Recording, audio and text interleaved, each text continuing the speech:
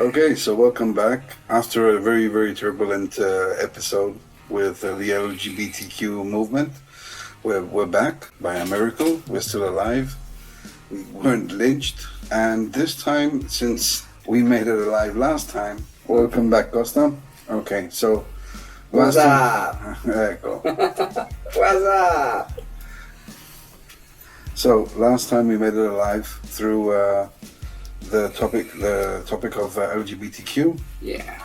We're going to extend on that eventually, but we thought, what can we do to raise the bar and make it a little bit more interesting? So Costa had the brilliant idea to say, why not talk about religion? Just so, if we're going to go to hell, we might as well just take everybody with us.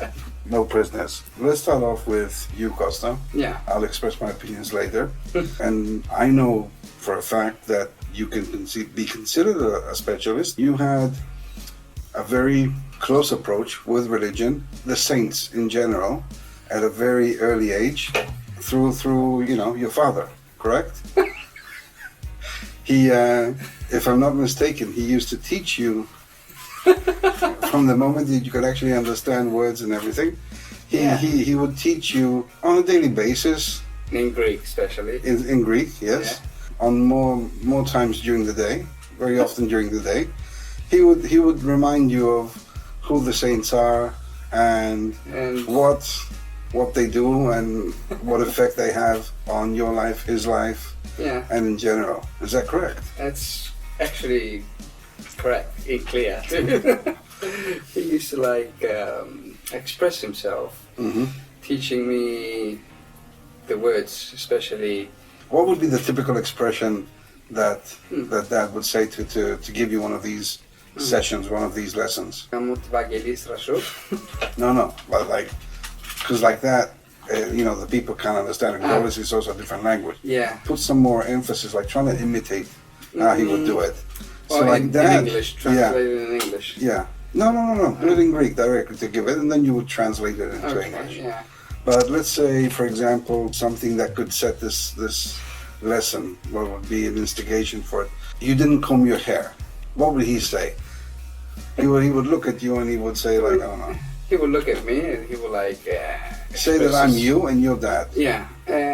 Like that. Look at my hair. Do you like it? Τι κάνεις ρε μαλακισμένο? Δεν σου είπα να τα φτιάξει καλά. Την Παναγία σου. Okay, and that was like one of them. But you're not really shouting. No. He never shouted? He was always shouting. He was shouting. It's Okay. Constantly. It's so I can't shout. Let's put another example of maybe he asked you to pick up your toys and you didn't do it after 10 times that he asked. Exactly. He will say probably, Costa, shouting at me. Yeah. Δεν σου είπα να μαζέψεις τα παιχνίδια σου. So that would be, Costa, didn't I tell you to pick up your toys? Γαμώ την Παναγία σου.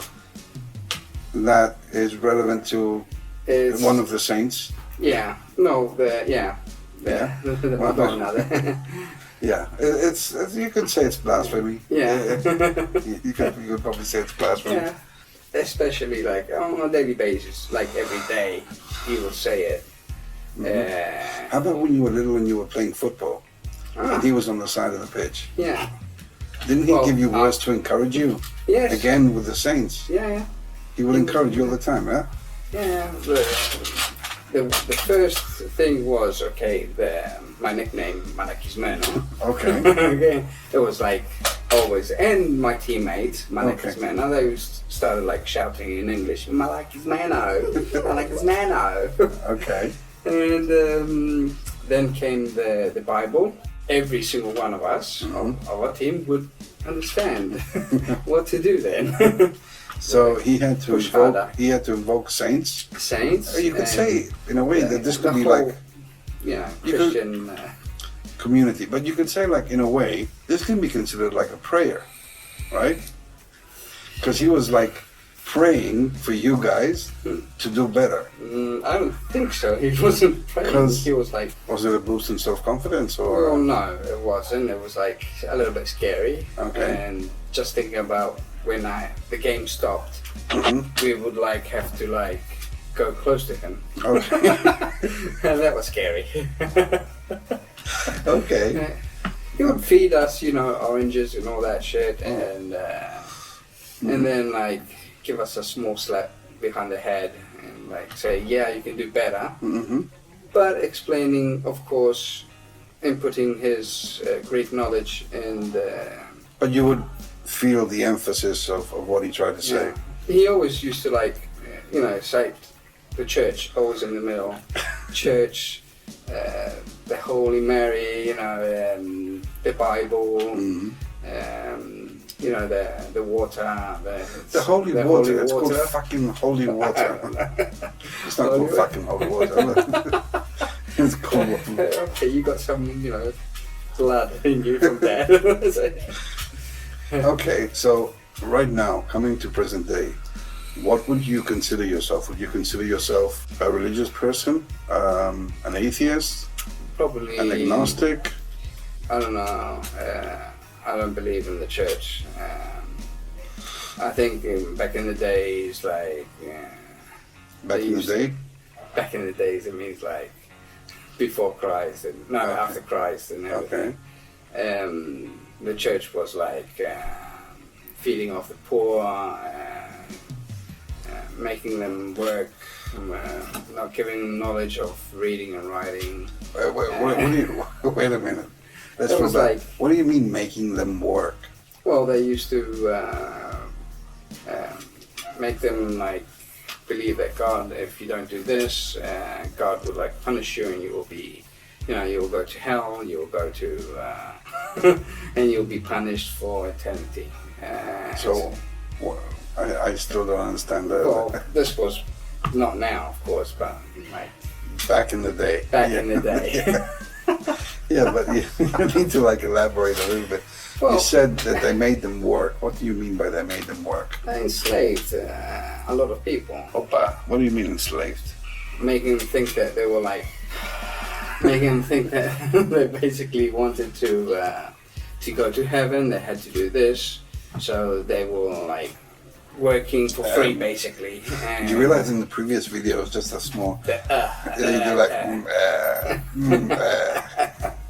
somehow we need to cut this. yeah, And I you keep can like doing laugh like- around it, I need to stop, but we'll edit this out. Yeah. The real thing was like, because they were ignorant, they didn't know how to read, they didn't know how to Other write. party, Of there we course, go. yeah. The church took advantage of that. Took advantage of the ignorance. This is a common thing though amongst all religions, I think. Yeah. There's a lot of taking advantage of ignorance Oh. in of the masses, Yeah, right? the masses, yeah. Okay. The poor people. Now let's roll back to a little bit back to New Zealand, where I believe that it was very, very formative. There were very formative years in New Zealand for us, from a cultural perspective, from the Maori, from which was a beautiful culture, and still I think it's a beautiful and amazing culture, and something that everybody should at least once in a lifetime travel to. While we were there, though, I think for a couple of years, maybe more, maybe less, I'm not very sure. We went to Greek school, right? Well, yeah, when we went to Karori, there was like a Greek school in the afternoon after the normal school, the English school. Mm-hmm. By the way, I was going to St. Catherine's School, Christian school, run by nuns and strict teachers and everything. So that's a school. Yeah, you were going to that. Yeah, you were going you was going that. You were going to normal. I was going to a normal kids school. Kids school, yeah. And I was stuck there. I don't know why mum wanted to put me there. Maybe. I have a couple of theories. Well, they chucked me out. Basically, they threw me out.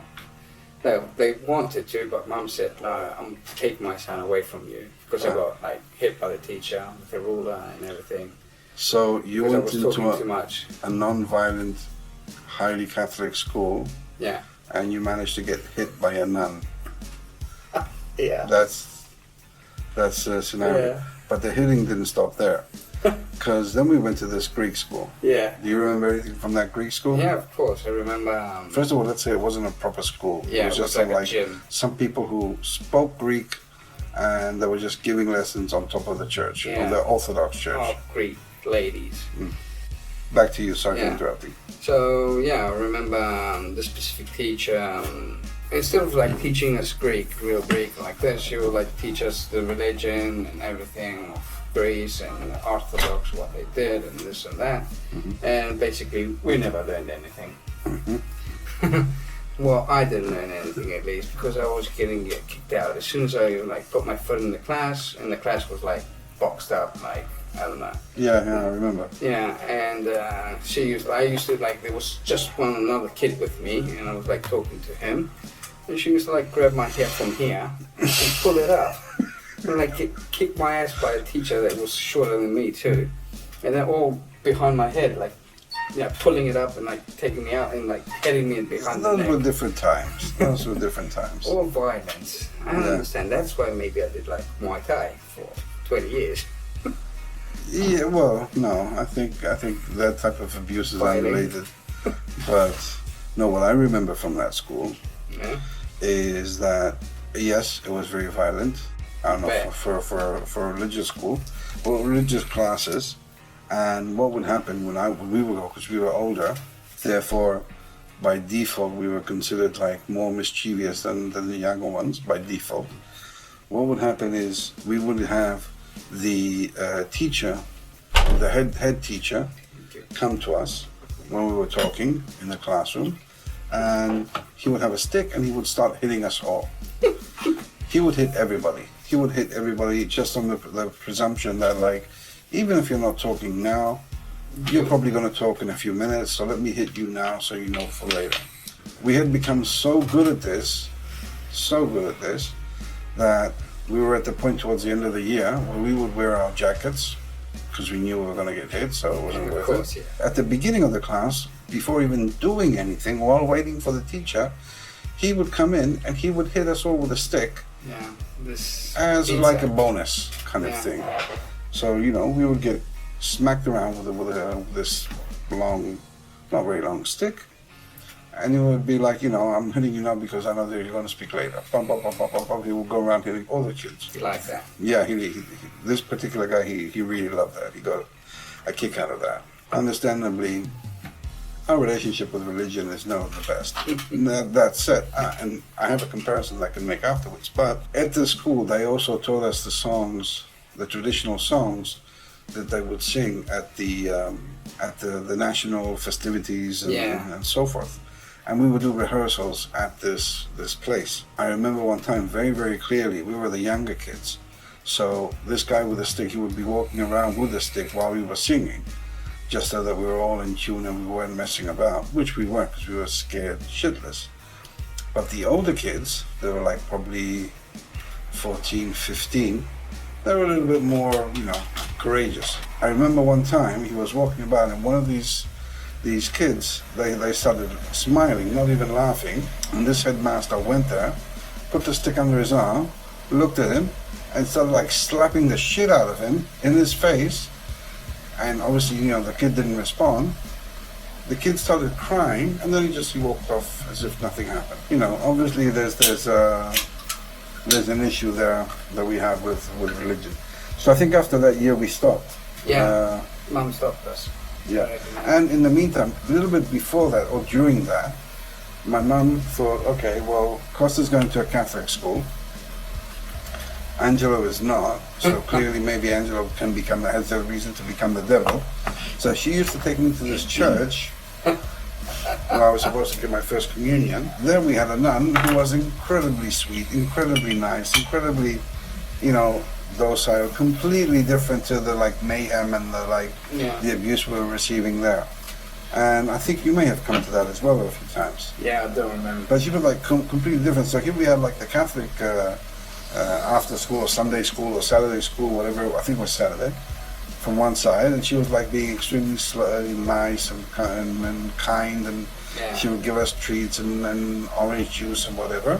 And then from the other side, So you get slapped the shit out of you us. get the slap the shit out of it with a stick. It was just like, it just didn't make sense. But anyway, I think that and the relationship to being early introduced to getting shouted at with all the saints watching or joining. I think it was pretty much the reason. I think at that age, I pretty much stopped believing in religion, and I think around the age of 12, 13. Wait. Go back a little bit. Mom used to take us even to the Anglican church, remember? We used to sing to in the car. Yeah, that's what I'm saying. It wasn't Anglican church. It was It was Anglican. It was like typical Anglican church. I remember I was going there. I don't remember you there. Yeah. Yeah. I don't know why Mum was like fixated with us to go, you know, fixated with us to go to this bloody church. Anyway. So, yeah. And again, we went to Greece. I think it was probably the first couple of years. I had these really vicious arguments with my dad and my mom. I remember. About religion that I didn't believe. Especially in the car. Yeah, and I was trying to give reasons for why I didn't believe. I had a point. To the point where my dad couldn't really argue with me. Yeah. But my mom, I remember, always used to say like, "No, you have to have faith. You have to have Still patience." does. Yeah, she still does. Yeah. I understand the reason why it was important to her. What about you? Oh, I remember you arguing with Dad all the time. I was like, what the fuck? Again and again and again. You were like putting out your point there, like, and Dad. I was persistent. Yeah, you were. You were persistent. You were telling yours like calmly and everything. But Dad, this and this and this and this. And Dad, I told you, you have to believe in God. Like, now I remember. Yeah. That and I is was giving like, more oh, emphasis. shit, here we go again. Like, we're gonna get shit. If he gets in trouble, I'm getting in trouble. So I'm gonna get this shit. Yeah, but that was always the case. I remember. I had to run all the time. That's a little bit how our conversations would finish. You know?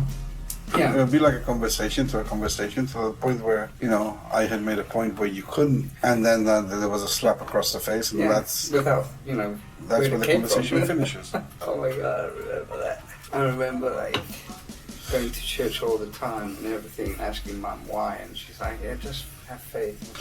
I don't know how, you know what? How am I going to how I'm getting the shit? You know what? I remember from exactly the moment where I stopped believing in God. It was an Easter in New Zealand, and it was the last year that we went to the school.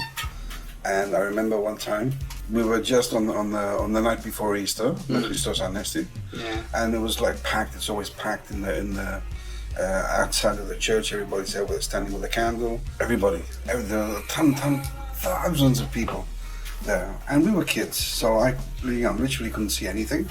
I had my candle. We were holding our little candle, and being squashed here and there, because I don't understand why we do this. I mean, again, I think it's like any religion. Not just, I think it's very stupid, this crowding, getting together right now, and also very dangerous, as it's proven to be during a year. But we were there, and I was like a little kid, and I had my candle. And while, you know, people were stumbling, passing, moving across, my candle broke. So, as my candle broke, then it broke into one part, and, you know, I was getting sad, but it was still there, and then like it broke again to another, and then I got angry, and in a moment of rage, I broke my candle into like 10 pieces. And my mother was like, shh, don't worry, you can use mine, you can use mine. My mom always being like, super calm, the angel of the situation. My dad wasn't there, I don't remember where he was. Anyway, in all that, and me being upset, one lady in front of me pushed back and she stepped me with her high heel. Now you need to understand, like another thing that I don't understand about these events is that why, when there's an event like this, we should be very simple, very, how can I say? Humble, very humble, very simplified everything, you know, it's not a catwalk to show off your wealth. Well, this is unfortunately what happens in these events where people come and they show off their best clothes, their best gold, silver. You know, it's like it's like the moment that people want to show off their best clothes and best outfits, whatever. Anyway, so I get stepped on the foot by this lady with her high heels, and I shout "fuck." And this woman turns around and said like, hey, don't be rude, don't swear in church. I'm like, you bitch, you stepped on me. And at that point I got pulled away. Because a lot of people turned around and they looked at me. It was just like, you know, I'm like, oh, you bitch, you stepped on me. And then I got pulled away. Because obviously other people were turning around. My mother was very, very embarrassed. But I think that was a defining moment where I said, you know what, fuck this. In my own way, when I didn't actually say that, but I think that was the pivotal moment where I changed, I switched. I used to do even like in the car passing the churches, you know, the Stavro, the sign of Christ. The cross. The cross, yeah. It's called the cross. Oh, fuck that. I used to do that all the time. Like, why the fuck am I still doing this? I always cheated. I always cheated. They would look at me, they're like, and I would go like,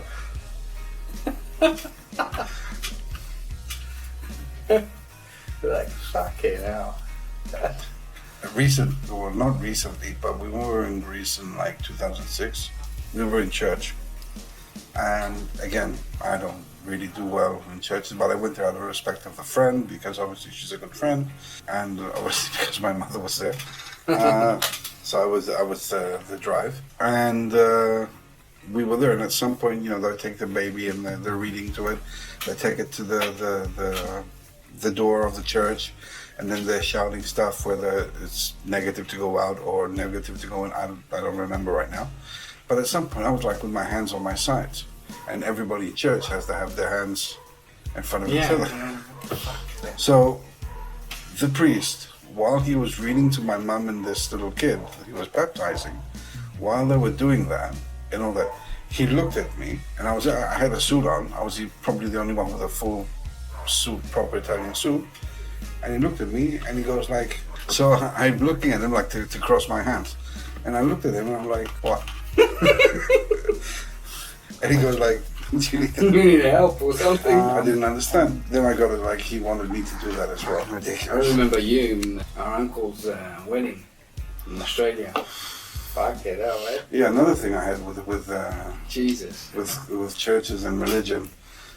My uncle gets married in Australia, and I'm one of the candle boys. Candle boys? Yeah, you got big candle. Well, it wasn't only for boys, because Irene was on the other side. He said it, his words, not mine. But it's true. Basically, I was in like, we're speaking about penises and religion. Like, this is gonna, if we don't go to hell, I don't know what's going to take us there. Is there? Is there hell? And basically, I was one of the altar boys, candle boys, whatever you want to call it. And I was holding a candle, and it was very nice, but obviously, I'm like what, 8, 9, something like that. No, more 10 years. 10, 11. So clearly, my focus is not on the actual marriage, not on these priests that are continuously giving this sermon. I get very interested in the candlelight in front of me that I'm holding. And I keep looking, and it goes up and down, moving around. And I'm like, oh, this is interesting. At some point, I'm saying that I start feeling a little bit dizzy. While I'm feeling a little bit dizzy, then I faint. And I'm falling backwards with the candle, as you do. Stunk. Still when I hit my head. I get up, they pull me up. At that time and at that age, they still could lift me. And they take me outside the church, where if that wasn't already enough and the embarrassment wasn't already enough, I vomit on the stairs of the church. So literally, the Antichrist. like So I vomit after that, because obviously I was dizzy from watching that on the candle flick. I had my experience to show my atheist views in Australia as well at a wedding. Result. Yay! But then I danced all night. In Egypt, we used to go to the mosque. Yeah. Some of them, you know, the big ones, to see like the citadel and all of that. And we used to take off our shoes and go around. You took off your shoes? Yeah. took off our shoes, go around inside and everything, and check it out. It was massive, empty. One section covered with a black blanket and everything, and that was a section of the women. Okay. The women had to go there. And Okay. it was a small place. Mm-hmm. Usually they don't go in the mosques. They pray at home. The women they don't go. Only men go to the mosques and pray. But that one there, in the big citadel, had a massive... Medina, what is it called? Citadel. Citadel. Yeah. Like the payment option. Yeah, no, I don't know. I'm not saying, but... No, it was quite... it was, I think, one of the biggest ones I've seen. So Yeah? Really big, yeah. That was massive. That was an experience. Okay, You weren't praying that's, basically that time, but that's more a tourist approach. Yeah. Yeah, that you get. What do you think about religion in general? I'm not talking about just Catholic and Christian, Catholic, Christian or Christian Muslim Orthodox, or Buddhist or whatever. What do you think about that? Oh, I think is a good way, like in Greece, for example, in the Italian school we used to go, we had like our first teacher was like fucked up a little bit, you know, the priest was smoking and drinking and all that. And then we had this other priest, you know, the religion classes that we used to do. We had like 1 hour a week, something like that. And his name was Mavrophidis. Okay. He was like Black Snake, if anyone black wants to translate that. yeah. What a name for a priest. And basically, at the beginning, there was like, you know, always a problem with me and him, a conflict with him. I wasn't listening too much. I was talking, and like he used to send me out. I used to play basketball. You know, that was the normal thing to do. Nobody cares for me. And then he like came out and had a chat with me. He said to me like, "Come inside. Like, I'm not going to tell you to like believe in God or whatever. Take your clothes off. Yeah, or whatever. But just listen what I say. I'm just talking about what we did back in the days, and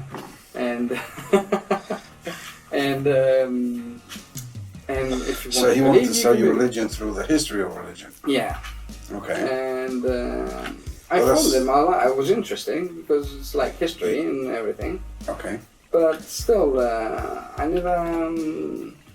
never believed in the church. So no, I know he was a that. great guy. He was like really good. He was like really good teacher too. And, No.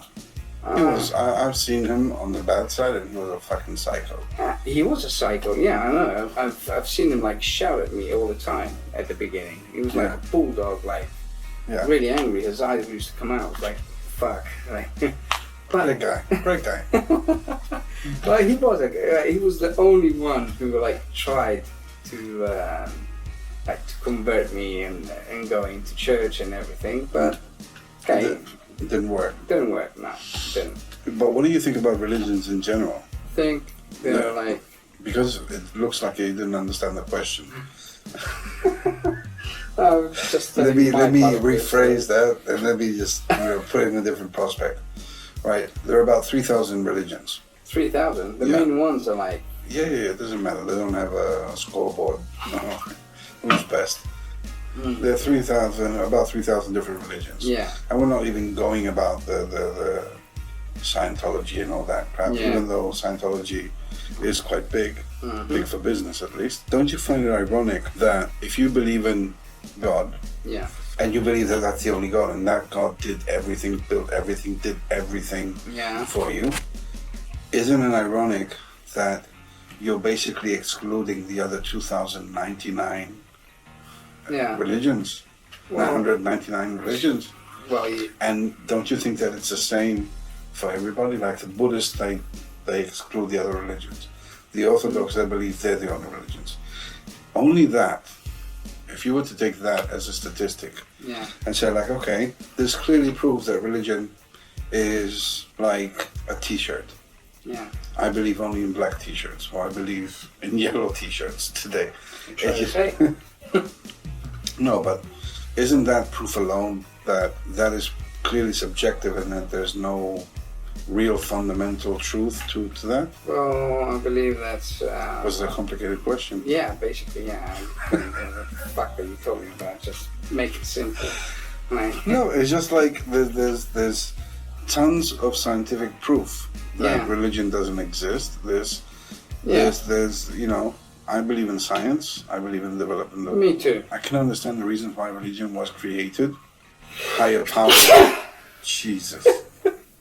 So... Higher powers and what they were doing. I mean, for me, it's like, it was based on, okay, you don't know what's happening, you don't know what's going to happen after you die, you don't know what's happening, and you have to explain it somehow. Yeah. Because you have to fight fear. Yeah, and they used to put like faith, explaining everything. Yeah, you must have faith, and yeah, and basically what you didn't know, or you just had to believe in it because there's nothing that can prove the opposite, and it makes you feel a little bit better. Yeah. So, for me, I can understand why it was, and this is the reason why I respect people that do believe. I don't respect their religion. I don't respect religion per se, but I do respect people that say like, okay, I believe in God. I'm like, okay, you're free to do that. I know, like for example, Mom is very religious, but I can understand also why, because Mom was an orphan at a very early age, so you know she needed somebody or something to give her power to move on and to grow, and she found that through religion. So and that time was like full-on religion. And yeah, but at the end of the day, you could find different ways of gaining strength, but that's how she found it. Under that prospect, I can't say, Mom, look, no, you're an idiot or whatever, you're stupid, you shouldn't believe, because if that's what helped you, then like, Godspeed, whatever. So I don't have anything against that, but if you ask me, like for me, religion is ridiculous. It's I can toxic. understand. For me, It's toxic. Very good. There are other people that said there are a lot of people that say that religion is toxic. Yeah. Because while it tries for me to sell you good morals, at the same time, it also teaches you other things that are wrong, very, very wrong, and that are unreal. So, you're basically, it's like Ricky Gervais said this one, it's like believing in God is believing in an unpaid babysitter. Basically, if you're brought to think that, there's somebody up there always watching you, what you do is good or bad or whatever, and like, you're not doing it until you're trying to conduct your life correctly, in the fear that somebody is watching you, and like he's just you're gonna go to hell. I'm like, you fucked up. Big Malakia. Now you're going to hell. Down. Or you ask for forgiveness. It's okay. Yeah. You did something else bad. You ask for forgiveness. It's okay. You confessed. Okay. It's okay. Yeah. Confessing. Confessing. This one. Confessing is another thing. Okay, now. Why do you think people confess? Well, Why do you think there's confession better? Well, they brought it up like very intelligently, these priests, so they can know everything about everyone from all sides, from every single side. So you go to confess, he gets the point. Like he understands from you this and this and this. Another person, the others, each point of view and everything, and he makes up and everything, and it shoves it back to the Vatican or to the other main... Well, yes, and not necessarily back to the Vatican, but confession for me confession for me nowadays is an alternative way of doing organic marketing. Yeah. Because what you do is basically you're letting people tell you their secrets, and you're letting the secrets of everybody. So so you can get a global picture of what's going on and what's happening, and then you can target your sermon. You can target your Sunday sermon. Even if you don't go now, your grandma's gonna go. So all the shit that you have done, whatever, to the priest, to help you, and the priest is gonna know everything about you. And So it goes on it's a very intelligent marketing strategy, I think, that gives them like real life feedback on what to do next, or what to expect, or what to. Yeah, how to like as the religion has evolved Yeah. from back in the days to now, Mm-hmm. they're always going up. They're always like on the same level of the people are trying to get out of it, but they can't. Everybody's like keep on going it's and they always keep on finding ways to bring you back into the religion and make you. There's been a lot of talk about the different religions, and again, I don't believe in any religion. I would like to be able to say that I take the good things out of each religion, but these things are not derived from religion. So for me, at the end of the day, if you want to conduct yourself as a good person, you don't need religion. Yeah. If you want to be kind, if you want to be nice to people, it's not religion that will make you kind and nice. Yeah, exactly. Very often the opposite is proven. And not only going back to the Crusades, to the witch hunts, to the Inquisition in Spain. There's so many bad things that have come from religion. Yeah. That I think if you sum it up, it won't be as bad, although it's really, really bad, to like the dictators that we've had. And I think it's very, very similar. It's very much on the same page. Even now, with the recent events they've always been happening, but now it's being uncovered with the priest with being with all those kids. Oh yeah. Abused. Violated and abused. It's fucking ridiculous. You can think like a priest, a man of God, is doing something like that, where you believe that that's the highest moral power that represents any. It's just mind blowing. Yeah. How that and no consequences. Yeah, and they say I'm just a human. They say They're covering it up. Yeah. It's ridiculous, and yet people still go in thousands, millions to gatherings and to mass. It's ridiculous. Yeah. And they got these. This is like a minor thing in comparison to the kids and everything. But there's always like people giving money, giving diamond rings, giving donations, and I think that's because of guilt. Because there's a lot of fucked up people there, and they think that. And this is the problem with Christian religion for me, is the fact that when you ask for forgiveness, it's okay. We're talking about religion, but right now we're actually focusing more on the church and the people of that religion. But it's fucked up because it gives you again the sense of guilt that you feel that you always have to do. When in reality it's not like that.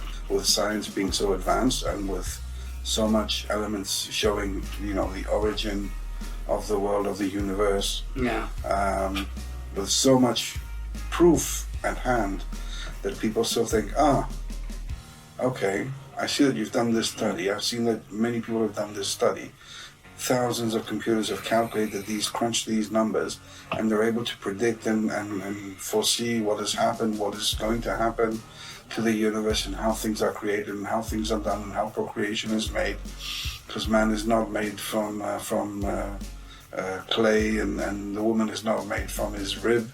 I see that, but I still believe in God. I still want to go to church. I still want to do this. It's ridiculous. It's ridiculous. Really, you're talking about yourself. What the fuck is wrong with this guy? Like, what? No. Just said now he doesn't believe it. No, it's like it's you get all this proof, and people still say, yeah, I'm still going to go with religion. Yeah, that's faith, right? And that's the thing, and faith is a motherfucker because you can have faith. So afraid of what's going to happen to you after you die. That's what happens to insecurity, when people have insecurity, when people are ignorant. That's the, in some places, and this is again, I can forgive certain situations because when there's a lot of ignorance and somebody gets to these groups of ignorance first and sells them and gives them water, gives them food, gives them help, which are supposedly the good things, people get bribed, realistically, because if I want to help you, like very recent now, what happened in Lebanon, in Beirut, it's a terrible thing. Yeah. Terrible thing. Hundreds have died. And you see like a lot of people, like, you know, the company where I work, they're gathering stuff to send them over. Yeah, must too. Yeah. It's not based on religion. Mm. It's based on like, I want to give you something, you know, because if we can help, we can help. Yeah. It's not based like, okay, what religion does, what churches do, is they provide you that safe space, and then, you know, they kind of like sell you, well, you know why you got this, you know why you got food, you know why you got shelter, because the big guy on the cross, you know. Yeah. And maybe the first days you're like, yeah, whatever. And like, oh, you start wondering, why are these people so kind? And I say, well, we're kind because of the big guy, and, you know, it brainwashes. Yeah, brainwashes. So and you think like, brainwashing. So, for me is... and from the schools, what do you think in Africa? Most of the schools, like, it's all like churches and it's funded by churches and everything. Exactly. Brainwashing from the kids, you know, from the big... This is the thing that infuriates me. One of the most things that infuriates me the most is that you get people, not people, sorry. How do you call them? These priests? Monks, no monks. No. Missionary. Missionary. Well, missionaries. I don't know why I missed that. But you know, these missionaries that go in and they go into the remote places. They're only going there because these are the people that can be easily manipulated and brainwashed. Mm. When they don't have anything and they have this man who teaches them stuff, teaches them how to read, teaches them these fake riches. Grow up with them, basically. Yeah, and yeah, okay, they're at risk because they can get killed, but they're on to find these tribes or remote places, but they go there and then their goal is to basically convince and have more people converted, more followers. Yeah. It's kind of like the social media. The social media missionaries were basically the Twitter or the Facebook of that time of the church. Yeah, exactly. They're trying like the marketing scouts that went in and to find more followers. Yeah. And it's ridiculous. Once again, it's ridiculous. A lot of people are going to be upset about this episode. You're going to get fucked in the ass about this. What? You were talking about what? Costa was talking about what's going to happen to him when he gets home. No. But no, a lot of people are going to be upset about this. But you know, at the end of the day, we're just expressing an opinion. There is science. It's just the same people that don't believe in global warming. You can't deny the science. Unfortunately, that's how it is. The world wasn't created. Our world wasn't created 4,500 years ago. It wasn't created 4.5 million years ago. There wasn't no Adam and Eve. There wasn't no. I mean, there's so many arguments against it that this just doesn't make sense. Why are there kids that wake up they get born in Africa with AIDS? If you believe in God and you believe that He creates everything, and He does everything, light, air, water, animals, Noah's Ark, everything. We exist here only because of Him. Can you explain to me why are children that have no fault whatsoever, have no predisposition whatsoever to be at fault, get born with AIDS? Mm-hmm. Why do children die? Children are supposedly innocent, right? Yeah. And even if they're not innocent because they're not baptized yet, because some of you are going to say that, say after they get baptized, it doesn't mean their AIDS goes away. Mm. So why? Why? Nobody can reply to that. Because if you're going to reply, well, you know, it's the fault God has His ways, I'm going to say, fuck you. Yeah. Because that's not my explanation. Because if I was a father or a mother, and you gave me that explanation, I would say, fuck you. You're full of shit. So, with that in mind, I hope you enjoyed this episode. again, this is our opinion. Yeah. We're not saying it to piss anybody off, but actually, some people are going to get pissed off. But I was hearing a podcast the other day. Yeah. And it was weird. It was very, very weird because I thought, okay, I went online. I went to Facebook, and I'm part of these communities on Facebook, and you're gonna laugh with this. I went and there was this sort of exchange, like, listen to my podcast and I'll listen to yours, and we can review each other. Yeah. And I just by coincidence randomly picked one, and it was the name of a guy and a girl. Mm-hmm. I think they were married. So okay, so like this is a family one. Let's see that. And this was a video. It wasn't actual. It was a podcast, but it was a video podcast. They start off very good sound, very good image. I'm like, okay, these guys are professionals. Mm-hmm. And what was it about? Religion. Religion. Oh.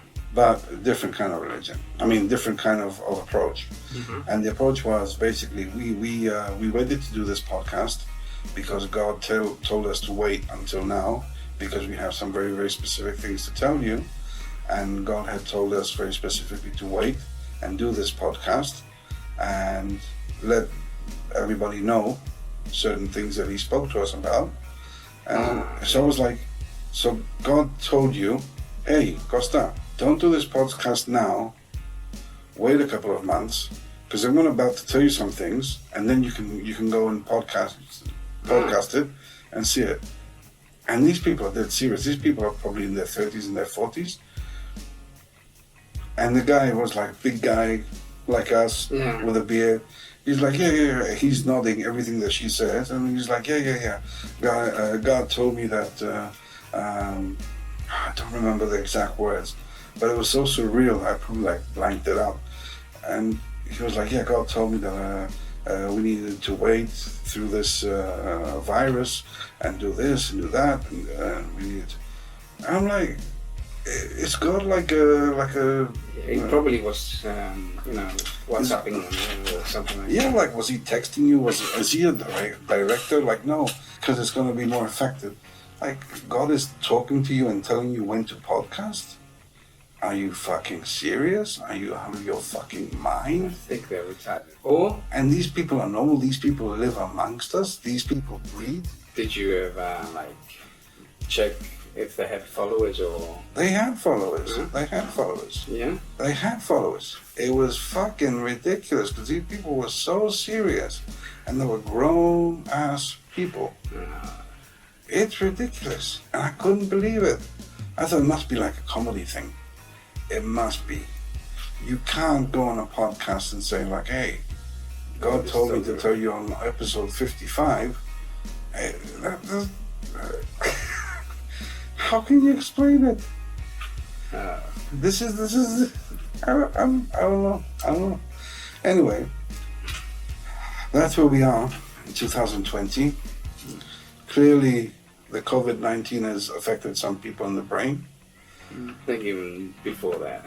Probably before that. Well, fucked up in the brain. I tend to believe more the people that are going to say like that are waiting for the apocalypse, the doomsday, that do prepping and from these guys, yeah. I prefer to believe those that someday a bomb or a comet is going to fall, or we're going to, rather than these people saying like God spoke to me and He told me to say this.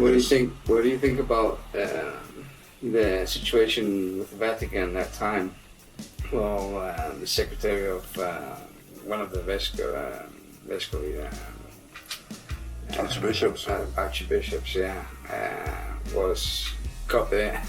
You're gonna get killed after this. Was like stealing from the archbishop's desk all the information and everything, and like. I heard something about that. What was that about? It was about, I don't know exactly. She opened an argument. I thought you knew about this one. I heard something about it, but I don't know the details. So it was like pissing off everybody. He got fired, and he had some of these documents that were like top secret and everything. Yeah, well, this is another thing. Like, what is the top secret thing that the Vatican can have? Well, Vatican has underneath.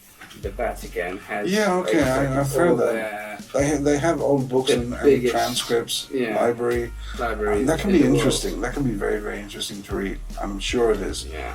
especially for somebody who reads, that would be very, very interesting. But what is the big secret that they could have? Because as far as I'm concerned, if you're the church, the only big secret you should have is that God exists.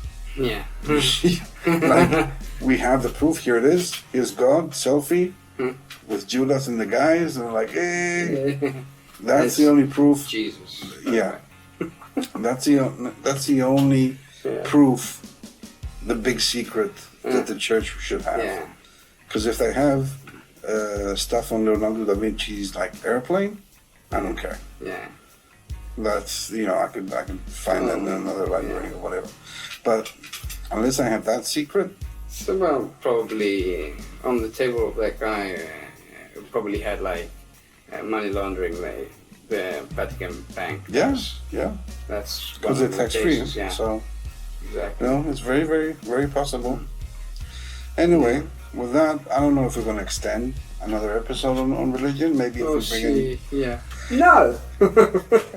I'm gonna laugh. Anyway, hope you enjoyed our comments. Hope you enjoyed this episode. Again, take it with a pinch of salt because we're just telling our beliefs and our opinions. But if you did get offended, tough. Ciao. Ciao. Ciao. Ciao.